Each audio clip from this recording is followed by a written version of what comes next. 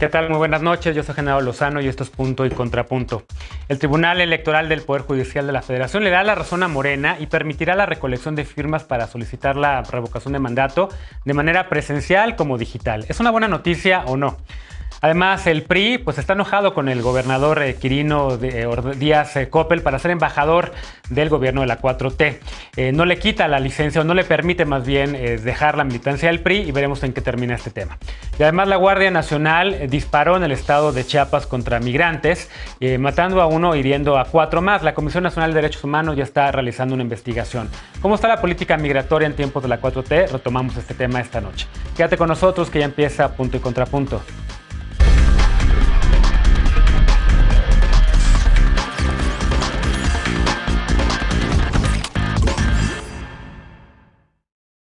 Ayer el Tribunal Electoral del Poder Judicial de la Federación dio un revés al Instituto Nacional Electoral, al INE, al validar que la recolección de firmas para solicitar que se realice la consulta de revocación de mandato puede hacerse tanto de formato electrónico como en papel. Pero Morena no ganó todas. El Tribunal Electoral también determinó que el Ejecutivo Federal, que el presidente, no podrá promover ni opinar sobre este proceso. Veamos el contexto. Este lunes comenzó la recolección de firmas para solicitar una consulta de revocación del mandato del Ejecutivo Federal. Además, el Tribunal Electoral del Poder Judicial de la Federación aprobó por unanimidad modificar los lineamientos establecidos por el Instituto Nacional Electoral y que la recolección de firmas pueda hacerse en papel y en formato digital. Originalmente, los lineamientos apuntaban que la recolección debería hacerse en formato digital mediante una aplicación, salvo en 204 municipios considerados de alta marginación. La representación de Morena ante el INE solicitó que se pudieran recabar firmas en ambos formatos, pero hace unas semanas el INE desechó la propuesta al considerar que la aplicación móvil garantiza la protección y seguridad de los datos personales y que contar firmas en papel requeriría más tiempo para revisarlas y validarlas de lo marcado en la ley. Morena impugnó la decisión ante el Tribunal Electoral para poder recolectar firmas en papel. Además, Morena también presentó en el Senado un decreto sobre interpretación auténtica de los lineamientos de la consulta de revocación que establece que las personas solicitantes pueden elegir libremente el método de recolección de firmas. Aunque fue aprobado en el Congreso, aún tiene que ser votado en el Pleno. El Tribunal Electoral también determinó que solo el INE podrá promover la solicitud de consulta de revocación y que el Ejecutivo Federal no puede opinar e informar acerca de la continuidad de su cargo. 22,000 personas cumplieron los requisitos del INE para recabar firmas. Para que se realice la consulta, se requiere que la solicite al menos el 3% de la lista nominal, es decir, 2,758,000 personas. Punto y contrapunto. Saludo con gusto a Estefanía Veloz, abogada y feminista. ¿Cómo estás, Estefanía? Buenas noches. Buenas noches, Genaro, compañeras, compañeros, compañeres. Bienvenida. Alejandro Encinas, politólogo y con el corazón en la 4T. ¿Cómo estás? Muy bien, buenas noches. Bienvenido. Pili Morán, consejera nacional del Partido Acción Nacional. ¿Cómo estás, Pili? Bienvenida de regreso. Buenas noches, Genaro. Un gusto estar aquí con ustedes. Bienvenida. Iram Hernández se suma a esta mesa, diputado federal del Partido Revolucionario Institucional del PRI. ¿Cómo estás, Iram? Hola, Genaro. Muy feliz de estar de nuevo en tu programa. Muchas gracias. Un saludo a tu auditorio. Bienvenido. A ver, empiezo con Estefanía, porque este es un tema que compete a Morena. Eder ayer celebraba la resolución del Tribunal Electoral y decía que pues, había ganado básicamente el argumento de Morena de que se pudiera hacer la recolección de firmas de manera presencial en papel como también digital. Morena creo que argumentaba pues, que la brecha digital prácticamente no permitiría que todo el mundo pudiera hacer o firmar, digamos, de manera digital en una aplicación pues para dar su consentimiento para que se dé la revocación de mandato. ¿Cómo lo ves? ¿Es una buena medida? El tribunal, por cierto, pues dice que sí a esto, pero también le dice al presidente que no va a poder promover ni hablar de este tema. ¿Tú crees que lo va a cumplir?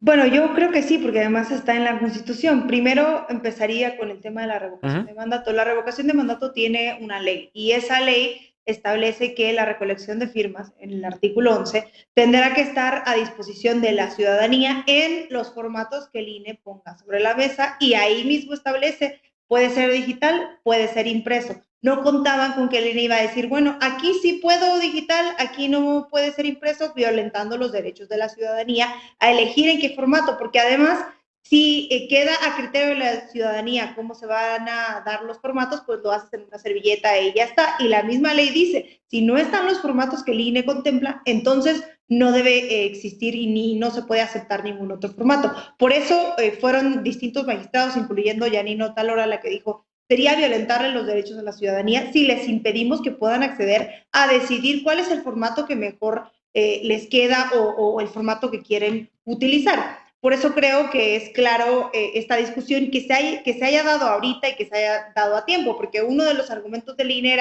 es que no tenemos dinero, y no es la primera vez que lo escuchamos, porque había pasado casi lo mismo con la consulta del juicio de expresidentes, que terminó llamándose de otra manera, pero que el INE decía no tengo el suficiente dinero, metió una controversia constitucional y la Suprema Corte de Justicia de la Nación le dice, a ver, no, tú tienes dinero de otras partidas, sácale para que puedas cumplir con esto. El INE en este momento está preocupado porque dice, a ver, yo tengo que imprimir estas boletas, pero luego cuando venga la revocación de mandato me voy a quedar sin dinero, y creo que eso ya es una tarea del INE que tendrá que cumplir, porque además están ahorrando algo que se decidió ahí mismo, que los votos en el extranjero van a ser solamente electrónicos, entonces, que porque tampoco tienen la infraestructura para hacerlo por el servicio postal.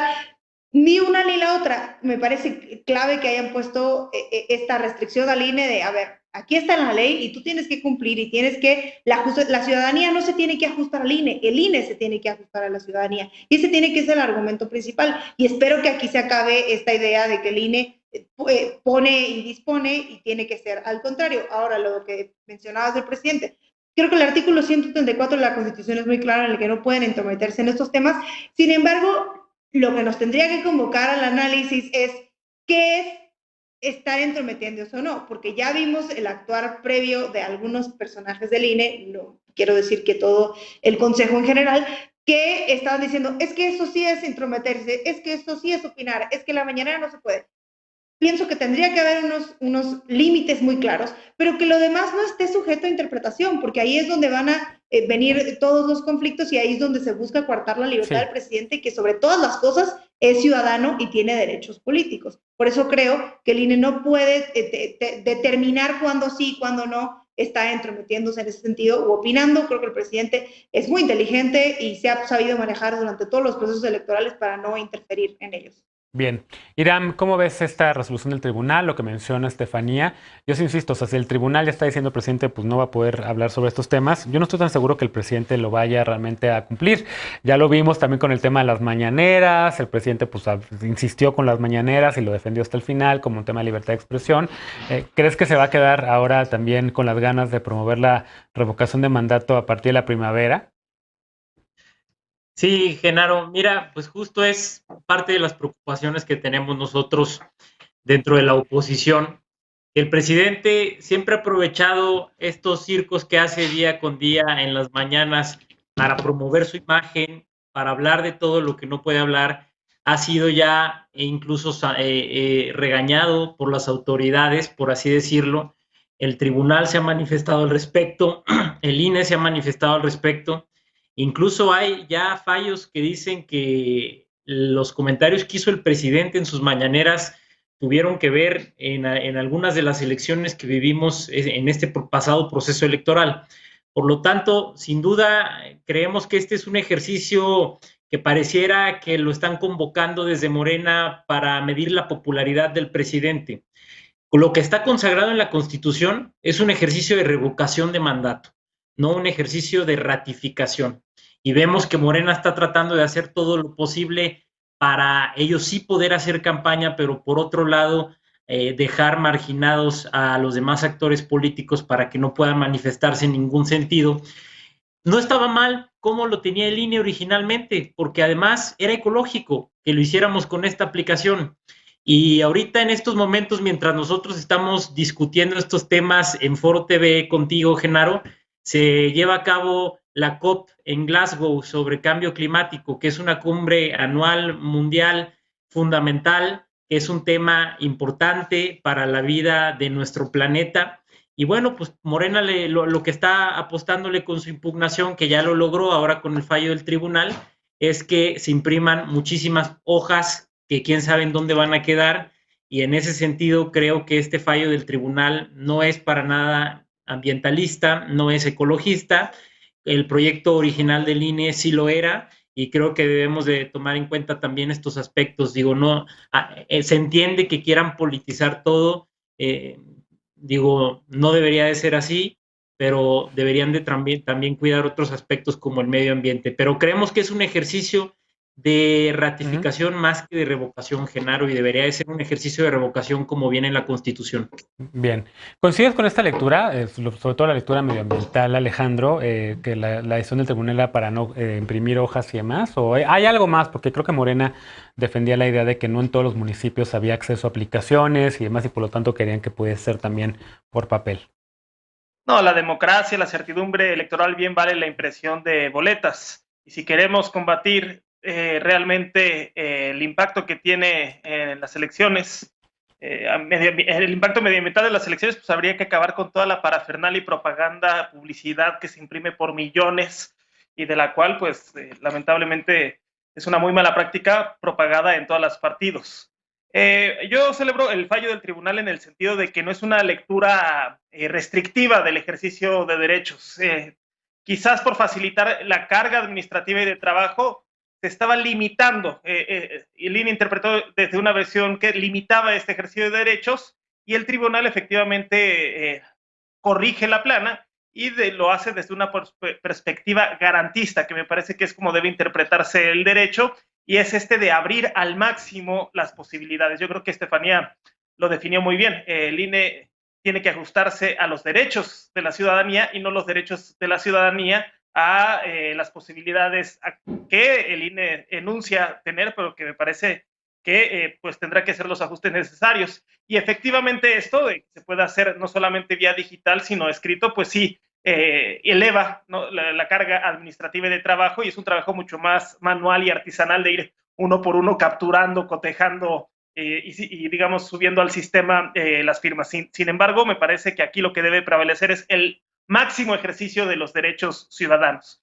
Y sobre el segundo aspecto del fallo, que el presidente no pueda pronunciarse sobre su propia revocación, pues me parece que es una visión muy extrema una versión muy restrictiva. Aquí sí es una versión muy restrictiva del ejercicio de derechos, esto heredado de 2006 y de la extrema participación de Vicente Fox. Es el mal que heredamos de Vicente Fox, pero yo creo que ya va siendo hora de que vayamos corrigiendo pues ese legado que causó mucho daño a la intromisión del presidente en el proceso de 2006, pero que en definitiva, para elevar la calidad del debate, tener un debate informado, pues se requieren de las perspectivas y de todas las voces, y principalmente si se trata de la revocación, pues quién mejor para hablar sobre lo importante de no revocar, sino de, digamos, dar la confianza para que culmine su sexenio, que el propio presidente. Creo que tenemos que darle esa vuelta a la página y tener también aquí un ejercicio mucho más abierto de deliberación y no esta, digamos, mordaza o esta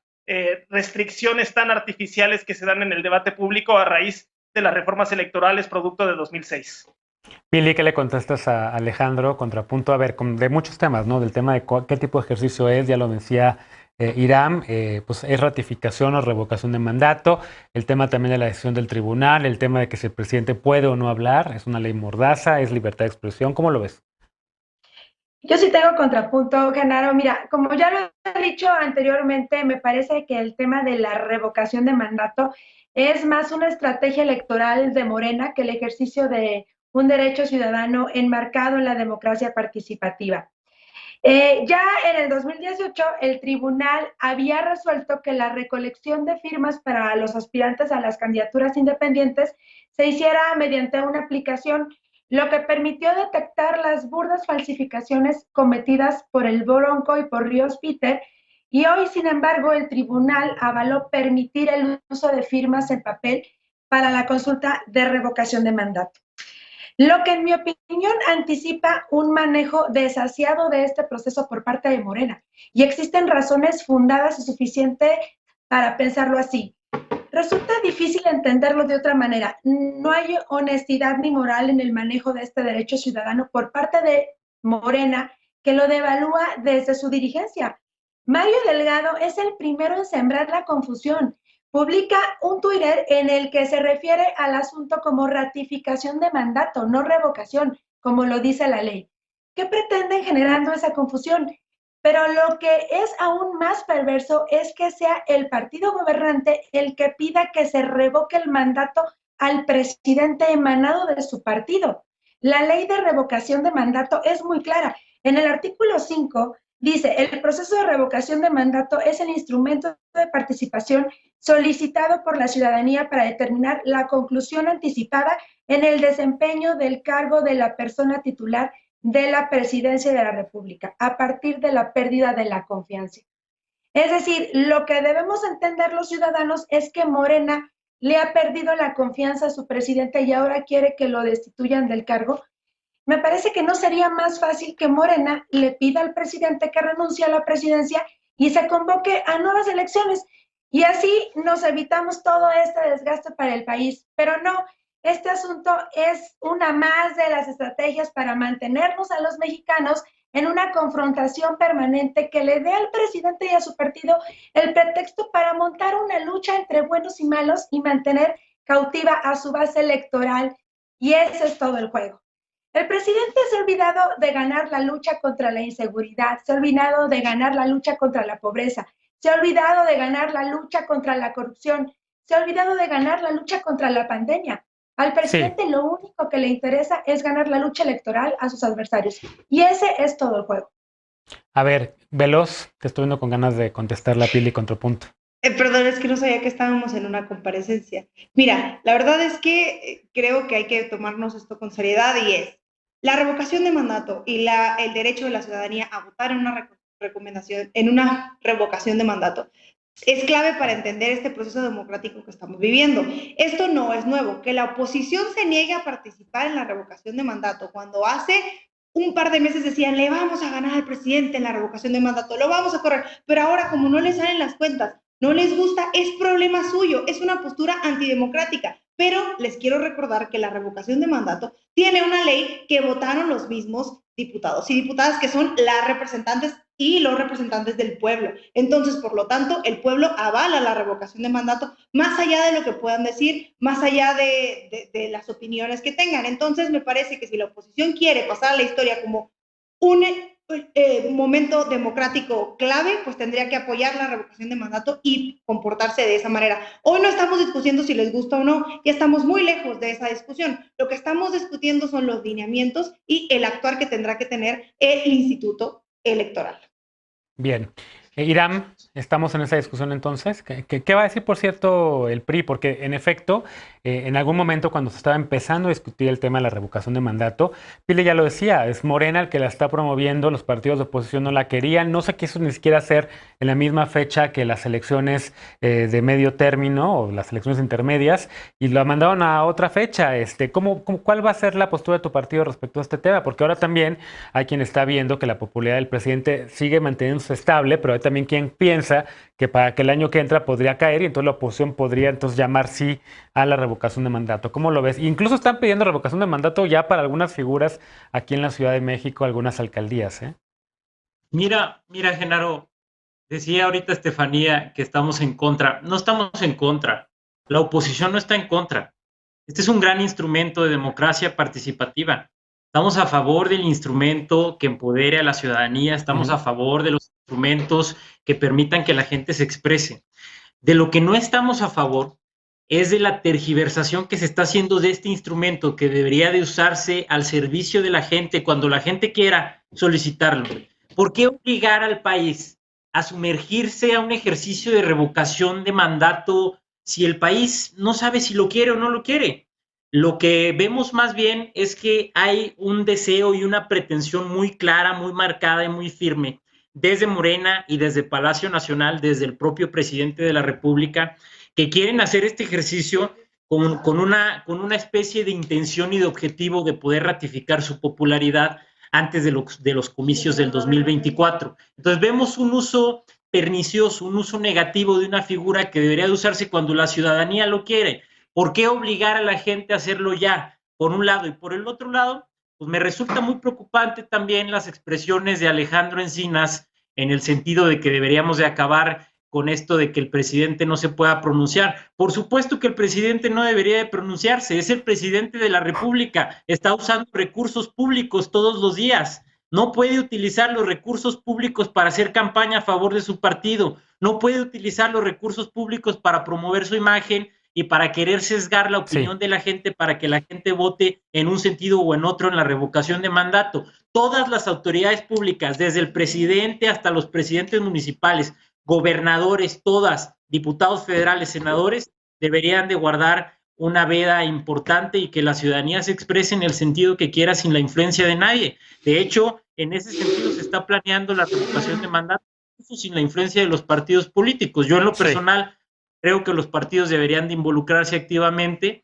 pero desde el PRI lo que vemos es eso, un ejercicio y una intención muy clara de ratificación de mandato, un culto a la personalidad, un concierto al ego del presidente de la República y gritar a los cuatro vientos que es muy popular, derrochando los recursos públicos y nos preocupa, Genaro.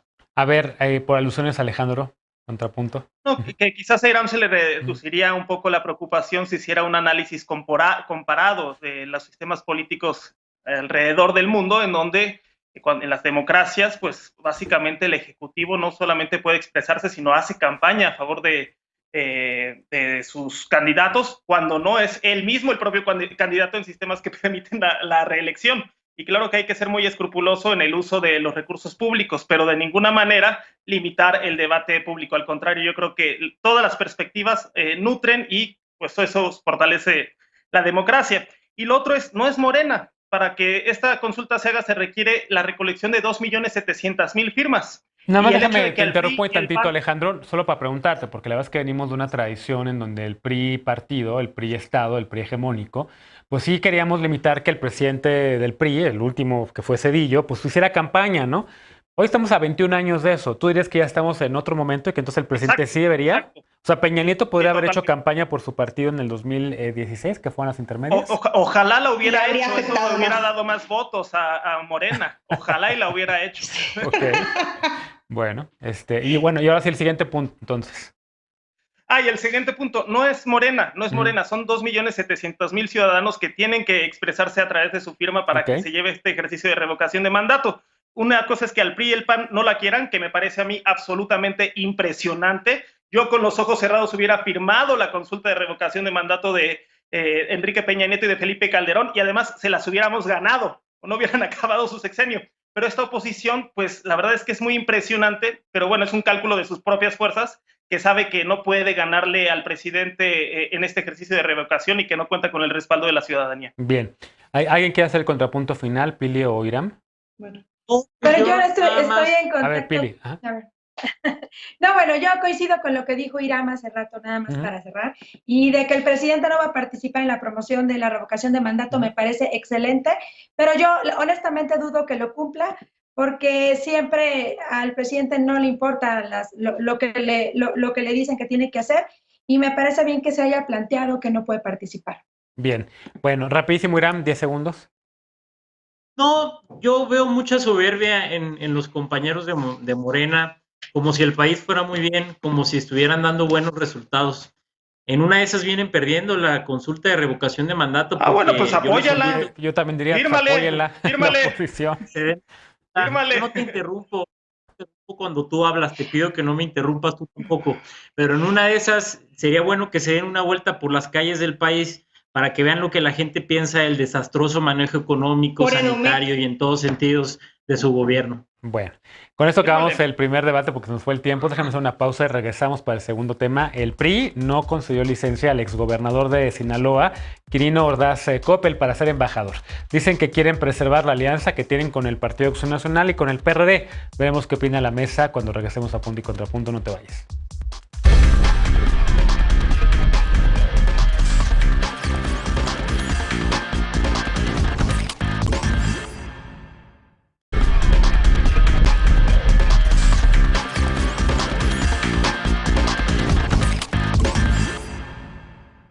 Seis semanas después de que el exgobernador de Sinaloa, Quirino Ordaz, pidiera licencia a su militancia en el PRI para incorporarse a la administración del presidente López Obrador, el Consejo Político Nacional del PRI rechazó esta solicitud.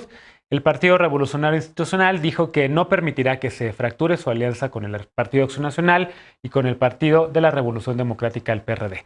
¿Realmente afectaba a la alianza aceptar un cargo diplomático? Veamos el contexto. El PRI rechazó dar licencia a la militancia del exgobernador de Sinaloa, Quirino Ordaz Coppel. Hace 2 meses, el presidente López Obrador invitó a Ordaz a ser representante diplomático de México. Queremos que Quirino Ordaz sea embajador de México en España.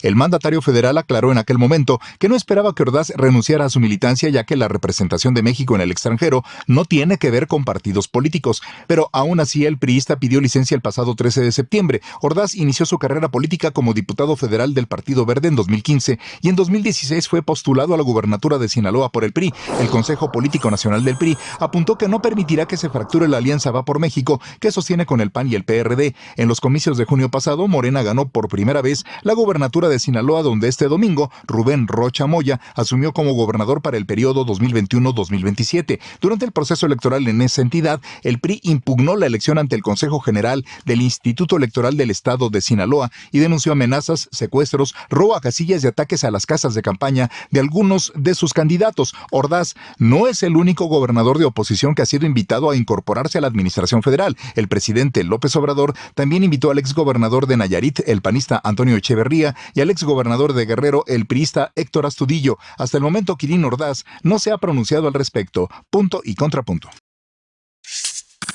Bueno, y este punto ha estado en la discusión pública, Irán, sobre todo con los ojos puestos en el PRI.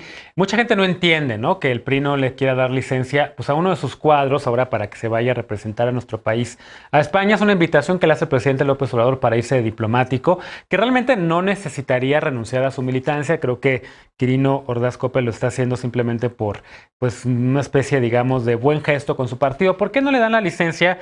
¿Qué opinas de la idea de que un exgobernador del PRI se integre como diplomático del Estado mexicano, ya no digamos de la 4T?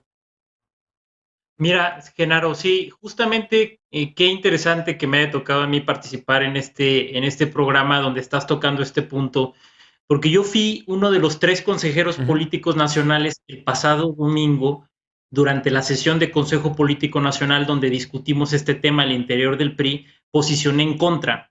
Y posicioné en contra por muchas razones. ¿En contra de que se vaya él de embajador? De que le diéramos la dispensa, así lo marcan los estatutos. La dispensa, es decir, la autorización o el permiso de que pudiera incorporarse a las filas al servicio público con el gobierno de otro partido. Y posicioné en contra, y los jóvenes consejeros políticos nacionales votamos en contra, y la mayoría del consejo votó en contra, porque es una violación de nuestros estatutos que prohíben claramente que quienes tienen calidad de dirigente se incorporen a las filas de un gobierno emanado de un partido claramente antagónico con el que no hemos formado coalición ni alianza. Quirino tiene calidad de dirigente del partido porque es gobernador, y al ser gobernador o incluso en su calidad de exgobernador, los gobernadores y exgobernadores forman parte del Consejo Político Nacional, y al ser consejeros políticos nacionales, al interior de nuestro partido tienen el rango de dirigentes, y los dirigentes están impedidos por los estatutos del PRI de incorporarse a trabajar al servicio de un gobierno emanado de las filas de un partido que no sea el nuestro, y aún más si es un partido claramente antagónico y un partido con el que no hemos generado alianza, con el que no hemos hecho alianza. En ese sentido, el Consejo tenía que votar claramente en contra, porque hubiéramos sentado un precedente muy grave, Genaro. El precedente de dejar que los dirigentes o líderes de nuestro partido puedan incorporarse fácilmente a otros gobiernos antagónicos sin ningún problema y sin que haya ninguna consecuencia. Y mira, yo dentro de las cosas que dije es que se necesita muy poca vergüenza para haber hecho siquiera la solicitud al Consejo Político Nacional, que no era una formalidad, sí lo tenía que hacer estatutariamente. Y bueno, lo que nosotros negamos fue la dispensa a su calidad de dirigente para poderse integrar al gobierno. Ya es decisión del exgobernador Quirino si se quiere integrar o no. Nada más que si decide integrarse al gobierno de Andrés Manuel López Obrador, al gobierno de Morena, a pesar de que el Consejo Político Nacional del PRI ya dijo que no le da la dispensa, entonces automáticamente sería una expulsión inmediata del partido. Y pues es que nuestra posición es clara, no vamos a permitir que nuestros dirigentes y que nuestros líderes vayan a trabajar para un gobierno que está destruyendo este país, para un gobierno que es claramente contrario a los ideales. A ver, pero ese representante diplomático no es más bien representar al Estado mexicano, Irán. Exacto. A final de cuentas es una invitación que hace el presidente Andrés Manuel López Obrador sin cubrir las cortesías básicas de la política, de haber consultado primero al presidente nacional Alejandro Moreno Cárdenas. A final de cuentas, Quirino es un gobernador o era un gobernador del PRI, y bueno, esas formas básicas de la política tampoco se cubrieron. Pero más o menos por ahí fueron los comentarios del pasado domingo, Genaro. Contrapunto, Estefanía, y les pido a Pili y a Alejandro también 2 minutos porque tenemos realmente, este bloque es más corto que el primero. Adelante, Estefanía. Está muy totalitario ese PRI, ¿no? Como que para que hagas algo siendo militante del PRI, te tienes que pedir permiso al presidente del PRI para todo. Yo creo que tienen que checar ese sistema totalitario que tienen, que dejó a México como dejó esos 70 años que gobernaron. Ahora, creo que no sería el primer representante del Estado mexicano en un puesto diplomático que no sea parte del partido del presidente. Ha pasado en la historia durante mucho tiempo.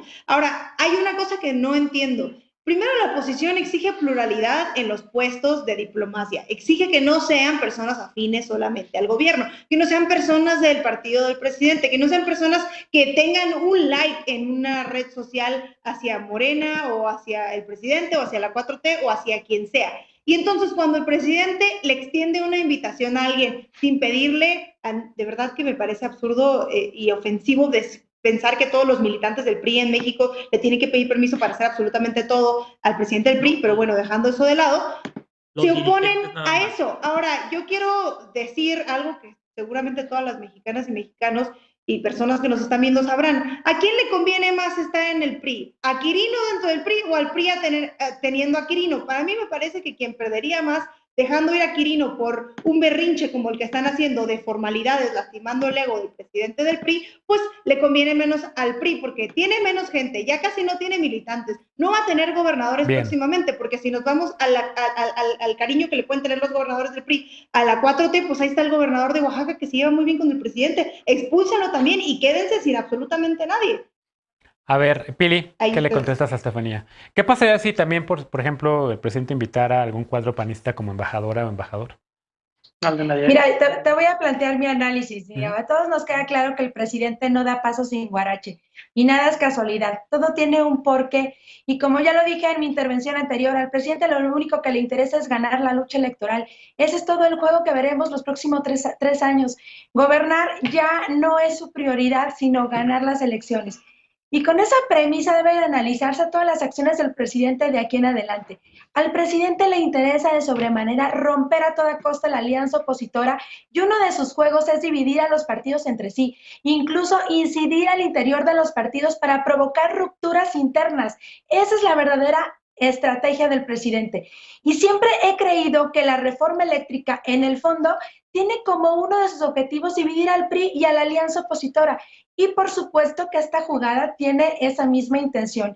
Y la verdad es que no creo que Morena no tenga un militante entre sus filas con las credenciales suficientes para ocupar la Embajada de México en España. Y en mi opinión, creo que ya desde ese tiempo vienen cocinando acuerdos entre Quirino Ordaz y López Obrador. Me parece que desde el proceso electoral vienen ya trabajando de forma conjunta para favorecer el triunfo de Morena en Sinaloa.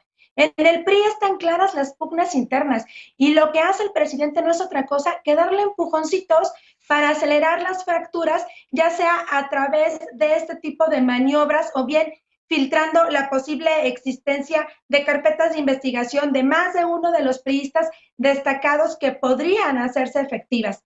También el presidente López Obrador aprendió muy bien cómo usar el poder para someter a adversarios cuando militó en el PRI y no va a tener consideraciones para nadie con tal de obtener lo que quiere. Algunos analistas van más allá y se atreven a considerar que proponer al exgobernador obedece a una estrategia para fortalecer la internacionalización del narcotráfico mexicano hacia Europa a través de España, y Quirino Ordaz conoce muy bien cómo se mueve el cartel de Sinaloa, que parece ser el consentido del actual gobierno. Y habrá que estar atentos a los próximos movimientos que serán cruciales para la vida política del país y ver cómo termina todo este jaloneo. Bien. Alejandro, ¿qué le contestas a Pili? Bueno, que no es la primera ni la última vez que López Obrador ha convocado a gobernadores salientes a formar parte de su gobierno. Ya lo hizo en el caso de Nayarit, con Astudillo en Guerrero, con Claudia Pavlovich en Sonora. Y bueno, desde una perspectiva en primera de coordinación, que aunque fueron gobernantes emanados de otras expresiones políticas, pues se gobernó de manera coordinada y funcional. Tan es así que, por ejemplo, en el caso del gobierno de Quirino Ordaz, el secretario de Seguridad Pública, el teniente coronel Cristóbal Castañeda, prevalece y continúa en el cargo ahora con el gobernador Rocha. Y la segunda hay que interpretarlo, desde una lectura pragmática de construcción de coaliciones parlamentarias. Yo no creo que se esté pensando en 2024, sino en la madre de todas las batallas que estamos inmersas en ellas, de las batallas legislativas. Igual y no se han dado cuenta que les están drenando las coaliciones y el supuesto artificio de Yo por México, esta coalición entre PRI, PAN y PRD, pero se está construyendo una coalición para alcanzar las 2/3 partes y con eso lograr hacer la reforma constitucional en materia eléctrica. Y López Obrador lo que está haciendo es explotar las fisuras de sus adversarios. Y para nadie es un secreto que en el PRI cohabitan dos almas, una últimamente en las últimas décadas mermadas, que era la del nacionalismo revolucionario, las expresiones de Cárdenas o de López Mateos en torno a la industria eléctrica, y otra más vinculada a una visión neoliberal y privatizadora que impulsaron Carlos Salinas de Gortari, Enrique Peña Nieto, entre otros. Entonces, para el PRI, este momento, el de la reforma en materia eléctrica, pues es una encrucijada, es un momento de definiciones y la verdad es que la tienen muy difícil, porque el espacio del nacionalismo revolucionario, de la visión de la soberanía energética, ya lo tiene ocupado el Movimiento Regeneración Nacional, y el neoliberalismo, que fue repudiado en 2018, pues ya lo tiene ocupado de mejor manera, es mejor expresión de eso el Partido Acción Nacional. Entonces es un momento en donde se encuentran en un limbo y en una indefinición, y muy difícil porque ya están ocupados ambos espacios. Bien, rapidísimo, Irán, te voy a dejar que cierres este bloque. Gracias, Genaro. Dos consideraciones. Estefanía, no es una formalidad, así lo marcan nuestros estatutos. Yo no sé cómo sean los estatutos de tu partido, Morena, pero en el PRI nuestros estatutos señalan que los dirigentes tienen que pedir un permiso si quieren incorporarse al gobierno de un partido antagónico. Nuestro Consejo Político Nacional no dio el permiso. Nuestro Consejo Político Nacional no dio el permiso. Quirino sigue siendo priista, él tendrá que tomar una decisión. Y segundo, me da mucho gusto que los dos, tanto Alejandro como Estefanía, reconozcan a nuestros cuadros del PRI. Ya están hablando del gobernador de Oaxaca, de la exgobernadora de Sonora, del exgobernador de Guerrero. Qué bueno que reconozcan a los priistas. En el PRI tenemos buenos cuadros con los que claramente ustedes quieren llenar las filas de su gobierno. Gracias, Genaro. Exgobernadores y expriistas. Bueno, haremos una pausa. Al regresar, la Guardia Nacional disparó el domingo a un vehículo que transportaba migrantes. Uno de ellos, lamentablemente, falleció. La Comisión Nacional de Derechos Humanos, a petición de una organización defensora, ya inició una investigación sobre esta muerte. Volvemos con este tema punto y contrapunto. No te vayas.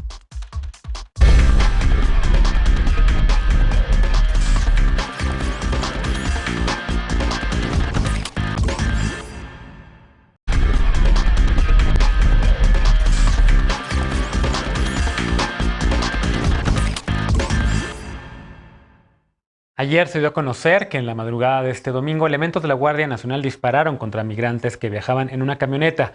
Según reportes de organizaciones defensoras de derechos humanos, uno de ellos murió y 4 quedaron heridos.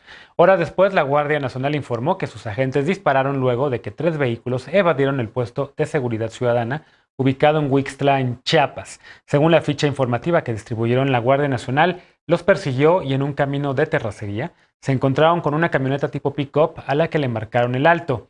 La Guardia Nacional apuntó que el conductor intentó embestirlos y que por eso los agentes le dispararon. Además de las 5 personas migrantes que resultaron afectadas, otras 9 fueron detenidas junto con el conductor. Según la Guardia Nacional, los elementos que participaron en estos hechos fueron puestos a disposición de autoridades ministeriales. El domingo, la Fiscalía General de Justicia del Estado de Chiapas informó que abrió una carpeta de investigación por el delito de homicidio calificado por la muerte o el asesinato de este migrante. En un comunicado, la Comisión Nacional de Derechos Humanos informó que inició ya una investigación. Recordemos que hace 10 días una caravana de migrantes salió de Chiapas rumbo a la Ciudad de México. El Instituto Nacional de Migración les ofreció tarjetas de visitantes por razones humanitarias, pero los rechazaron porque acusaron que el gobierno intenta disolver el movimiento. A ver, Alejandro, ¿cómo ves este tema? Muy lamentable este hecho. No es la primera vez que se reportan este tipo de incidentes. Ahora sí, prácticamente pues una persona resultó fallecida. Hay quien está diciendo y utilizando la palabra asesinato. ¿Cómo lo ves? Pues coincido contigo, Genaro, es absolutamente lamentable y reprobable el hecho de que supuestamente, presuntamente hayan querido evadir el puesto de vigilancia, pues sin lugar a dudas no es razón suficiente para un tipo de reacción. Me parece que es adecuado que se haya iniciado ya la investigación de homicidio calificado. Tiene que separarse inmediatamente del cargo quien haya sido responsable de estos hechos. Y en definitiva, pues es un uso desproporcional de la fuerza pública y pues de lo que se trata es de atender estos problemas pues desde una perspectiva que respete los derechos humanos, por lo cual me parece reprobable y ojalá se esclarezca rápidamente esto y haya sanción a los responsables. Bien. Iram, ¿qué le contestarías a Alejandro? Varias consideraciones, Genaro.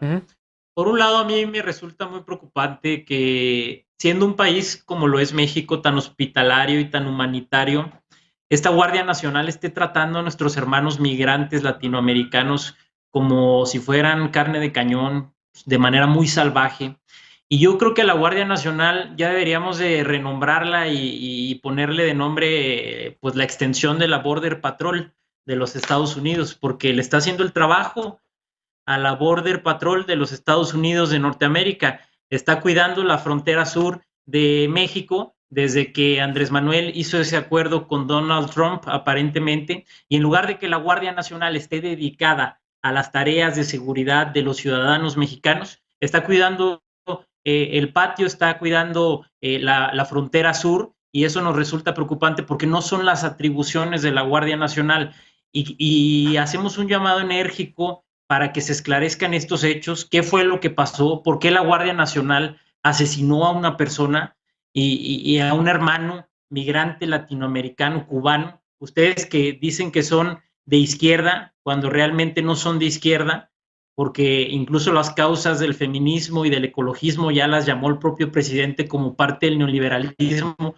Ha de ser bien complicado ser Estefanía Veloz y tener que defender declaraciones como ese tipo, siendo feminista, pero vemos que se vulnera y se ataque salvajemente a los hermanos latinoamericanos. Eso no es un comportamiento de un gobierno de izquierda. A ver, por alusiones a Estefanía Veloz, ¿qué le contestas? No, pues debe ser muy complicado ser priista y tener que defender a Enrique Peña Nieto todavía y todas las corrupciones que hizo el PRI. Yo no lo defiendo. Todos los derechos humanos que violentó el PRI. Estoy en mi tiempo, por favor, ¿me permites? Muchas gracias. Ok, fuera de eso, que me parece una alusión muy poco pertinente, absurda e hipócrita por parte de un militante del PRI, como decía hace un momento, creo que hay que tomar dos cosas en cuenta. Uno, el contexto que estamos viviendo en la frontera de Chiapas.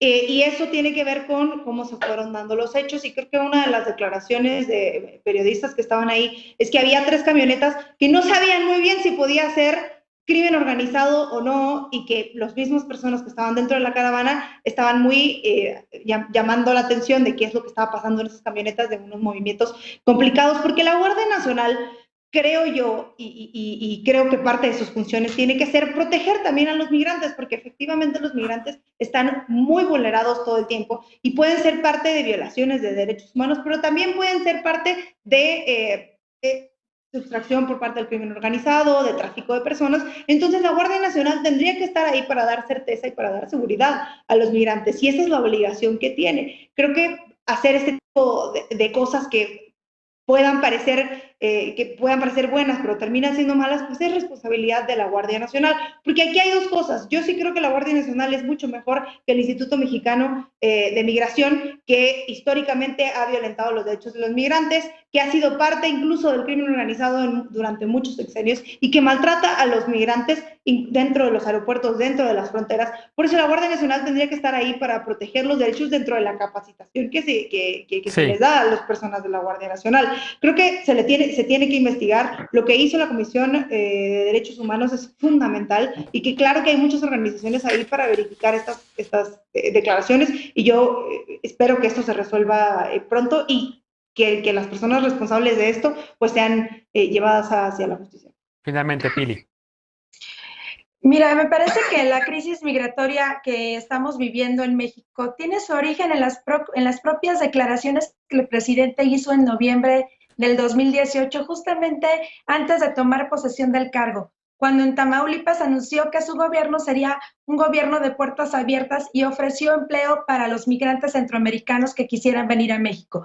Desde entonces, las caravanas han ido en aumento de forma inédita, lo que confirma que las palabras del presidente expresadas irresponsablemente sí tuvieron consecuencias. El asunto hizo crisis con el gobierno del entonces presidente Donald Trump, quien amenazó con aplicar los aranceles a las exportaciones de México hacia Estados Unidos, lo que obligó al gobierno mexicano a aceptar el despliegue de efectivos de la Guardia Nacional para contener a los migrantes. Y desde entonces hemos visto múltiples muestras de represión contra los migrantes a los que antes se había invitado a venir a México. Los hechos que resultaron en el asesinato de una persona migrante a manos de la Guardia Nacional y agresiones cometidas por el Instituto Nacional de Migración forman parte de la situación general de violencia contra las personas migrantes y de las graves violaciones a derechos humanos que se ejercen de manera sistemática en el país, particularmente en la frontera sur, por un gobierno que se autodenomina defensor de los derechos humanos. Y bueno, ya para terminar, la Guardia Nacional admitió este lunes que agentes de la institución dispararon contra un vehículo en el que viajaban migrantes, provocando varios heridos y un muerto, por lo que lo menos que podemos exigir es que se investigue para esclarecer los hechos y se castigue a los responsables y sobre todo que de una vez por todas el gobierno de México implemente una solución definitiva como política de Estado a esta problemática que hoy está fuera de control. Este asunto ya se le indigestó al gobierno de México y no haya cómo salir del problema en el que el propio presidente provocó con sus propias declaraciones. Bien. ¿Quién quiere cerrar este bloque? Me queda realmente menos de un minuto. Adelante, Alejandro. Rapidísimo. Decir que la migración es un problema estructural, no se inventó ni se incrementó con las declaraciones del presidente, sino a partir de que existen brechas salariales y de oportunidades.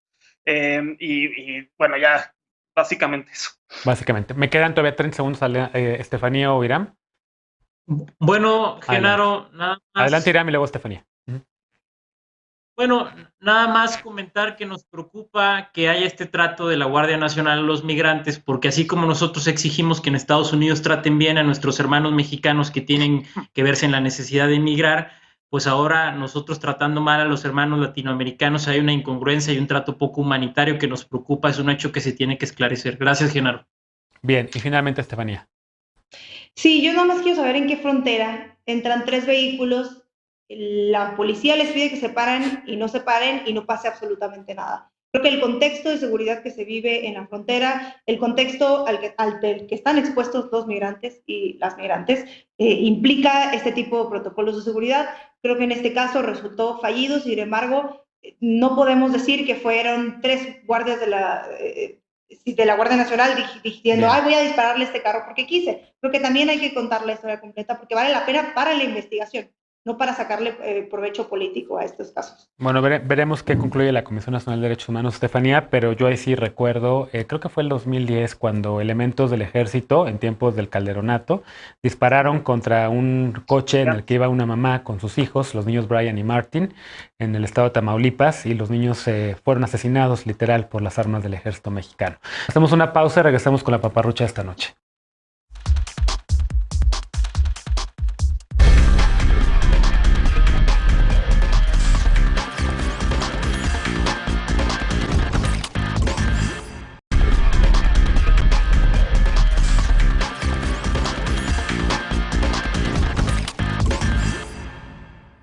Estamos estamos de vuelta para irnos con la paparrucha de esta noche. Las selfies pueden parecer inofensivas, pero ¿alguna vez te has puesto en riesgo en la búsqueda de una foto que te dé muchos likes? Aunque no lo creas, las selfies conllevan un riesgo que puede ser mortal. De hecho, entre enero del 2008 y julio de este año, han muerto 379 personas en busca de la foto perfecta en sitios espectaculares, pero peligrosos. Según un reporte del Journal of Travel of Medicine, revela que las 3 principales causas de muerte durante una selfie son caídas desde las alturas, accidentes en vehículos y ahogamiento. Esto porque los turistas asumen riesgos en lugares con los que no están muy familiarizados. Los 10 países con más muertes son la India, con unos 100, Estados Unidos con 39 y Rusia con 33. México lamentablemente no está fuera de esta lista, ya que ocupa el 9º lugar con 10 muertes. ¿Y cuáles son los sitios más peligrosos para tomarse una selfie? Ahí te va la lista. Las cataratas del Niágara en la frontera entre Canadá y Estados Unidos, el Gran Cañón en California, el Charco del Burro en Colombia, la playa Peña en Brasil, la cascada de Mlango en Kenia, los montes Urales en Rusia, el Taj Mahal y el valle de Dodpatri, ambos en la India, la isla de Nusa Lembongan en Indonesia y el archipiélago de Langkawi en Malasia. Tomarse una selfie es divertido, pero jugarse la vida no merece la pena. Antes de hacerlo o en sitios que no conoces, lee las advertencias de seguridad que hay en la zona, especialmente en sitios potencialmente peligrosos y de difícil acceso. No olvides que seguimos en pandemia, así que síguete cuidando. Si sales, utiliza cubrebocas, mantén la sana distancia, ventila espacios cerrados, vacúnate, esperemos que ya con la segunda dosis, y sé muy responsable con tus selfies. Gracias por habernos acompañado esta noche. Mañana se quedan con Mariana Hernández en la mesa de punto y contrapunto. Ahí me toca la mesa de tercer grado. Gracias, Pili. Gracias, Estefanía. Gracias, Iram. Y gracias, Alejandro. Nos vemos por acá. Regreso el jueves. Descansa. Bonita noche.